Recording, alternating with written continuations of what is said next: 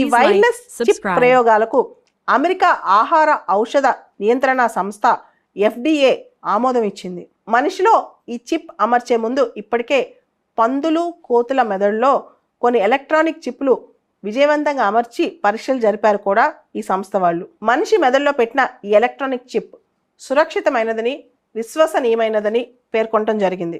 ఒక కోతి, ఆ కోతిలో ఎలక్ట్రానిక్ చిప్ పెట్టారంటే ఈ కోతి ఈ ఎలక్ట్రానిక్ చిప్ సాయంతో పాంగ్ అనే వీడియో గేమ్ ఆడిందంట. మెదడులో పెట్టే ఈ చిప్లో సన్నని ఎలక్ట్రోడ్స్ ఉంటాయి. ఇందులో ఒక్కొక్క చిప్లో దాదాపు 3000 సన్నని ఎలక్ట్రోడ్స్ ఉంటాయంట. మనిషి యొక్క వెంట్రుకతో పోలిస్తే 20వ వంతు మందం మాత్రమే ఈ సన్నని ఎలక్ట్రోడ్స్ ఉంటాయి. అవన్నీ చిప్లో అమర్చబడతాయి.